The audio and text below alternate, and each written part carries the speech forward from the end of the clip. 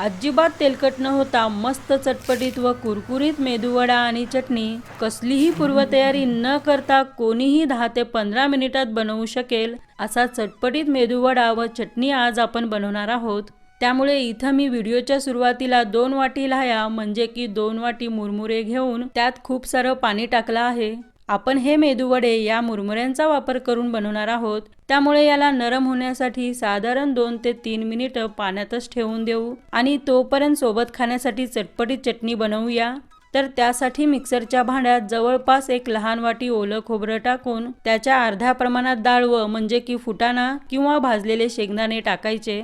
मग त्यानंतर त्याच्यासोबत 4 ते 5 लसणाच्या पाकळ्या व अर्धा इंच आलं व तसेच 3 हिरव्या मिरच्या आणि 2 चिंचेचे तुकडे टाकून खूप सारी देठासह कोथिंबीर व शेवटी चवीपुरतं मीठ आणि चटणी घट्ट की पातळ कशी हवी त्यानुसार पाणी घाला आणि वाटून डायरेक्ट एका भांड्यात काढायचं।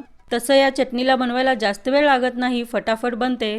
आता आपण यात एक फोडणी टाकून घेऊ। तर इथं मी साधारण 1.5 चमचा तेल गरम करून त्यात थोडं जिरं मोहरी व अर्धा लहान चमचा उडदाची डाळ आणि 4-5 कढीपत्त्याची पानं व तसेच सुक्या लाल मिरच्यांचे 2 तुकडे टाकून फोडणी बनवून घेतली आहे। आणि हो, या चटणीला तुम्ही कोणत्याही नाश्त्याबरोबर खाल्लात तर त्याची चव दुप्पट होते, त्यामुळे ही ऑल इन वन चटणी आहे। चला तर मग आता पाण्यात ठेवलेल्या मुरमुऱ्यांना पाण्यातलं काढून हाताने पिळून पिळून व्यवस्थित पाणी काढायचं आणि मिक्सरच्या भांड्यात घालायचं आहे, कारण की आपण याला वाटून वापरणार आहोत। त्यामुळे मुरमुऱ्यांसोबत साधारण अर्धी वाटी ताजं दही टाकून शक्य असेल तितकं असं मऊ वाटून घ्यायचं। मग त्यानंतर याला एका भांड्यात काढायचं आहे। काय आहे की मुरमुऱ्यांमुळे मेदूवड्याला मस्त कुरकुरीतपणा येतो, त्यामुळे अवश्य वापरा।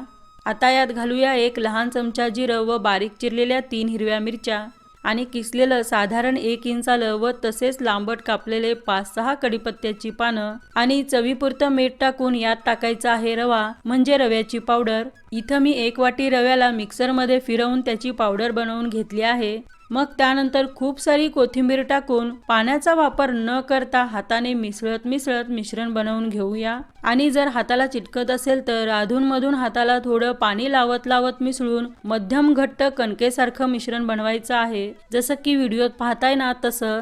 तर याला रेस्ट वगैरे द्यायची गरज नाही, पण मिश्रण बनवल्यानंतर दुसरीकडे गॅसवर पॅन किंवा कढईमध्ये मंद आचेवर तेल गरम करायला ठेवायचं। तोपर्यंत मिश्रण थोडंफार सेट होतं, त्यामुळे तेल गरम झाल्यानंतर लगेच लिंबू इतकं मिश्रण घेऊन अगोदर गोळा बनवायचा आणि हाताला चिटकत असेल तर थोडं पाणी लावून हातावर किंवा असं प्लॅस्टिक घेऊन त्याच्यावर ठेवा आणि मेदूवडा बनवा, जेणेकरून अजिबात चिटकणार नाही आणि फटाफट बनेल।